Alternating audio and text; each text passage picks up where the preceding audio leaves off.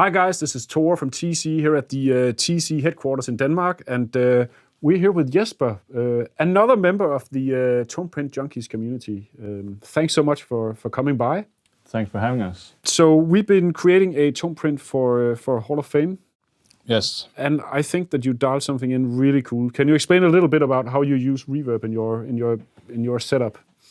Yeah, my guitar might reveal that I don't play jazz, so we're Aggressive jazz. Yes, aggressive jazz. We're a stoner metal, funeral doom inspired metal band. Yeah. And I use this as kind of a post-rock input for some of the songs. Sometimes I use it with an EBow for some leads, and other times I use it. I use this particular preset that we've done. It'll be used as the intro and verse riff of a song that we've recently recorded.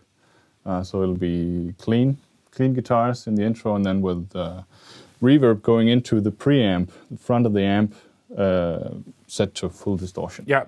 So a little bit different than, usually when we talk about, or when I talk, answer questions about, what's the ideal way of placing your effects. Typically, you go place the reverb at the end, for God's sake. I broke the rules. Yes, basically. And that's a good thing.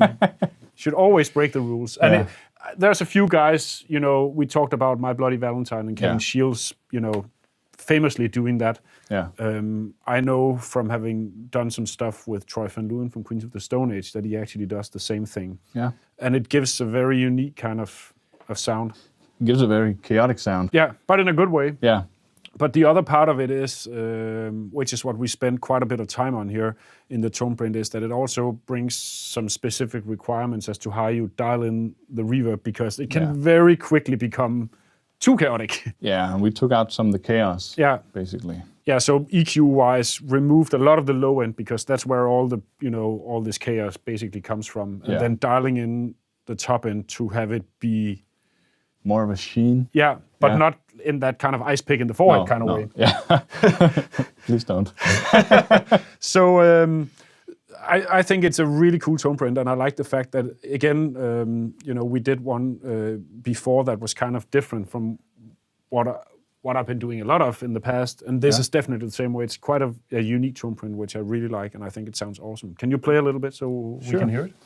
This is the intro to Dead Eyes. Well, it's basically the verse because it's distorted. Yeah. So.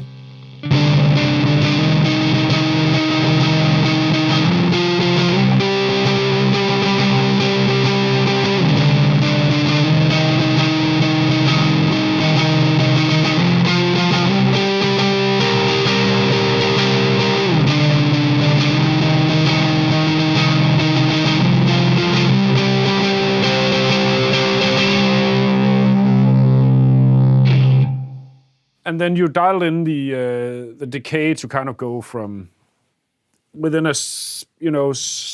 within the same range. It's not like drastically in either way. No. But the tone can actually go quite. Right now it's dialed back quite a bit. I think actually this was the original tone we dialed in. Yeah.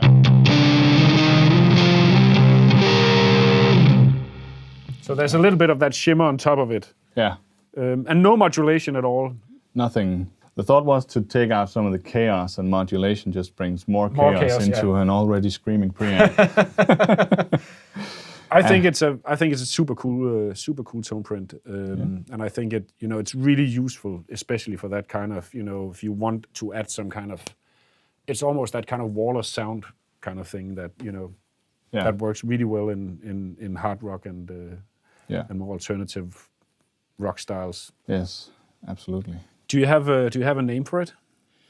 Yeah, to go with the usual metal extreme thing, we're gonna call it Seething Flames. Seething Flames, yes. Yeah. And we will store it. Done. And it's a TonePrint. Yeah, thanks so much. That was fun. Yeah, thank you.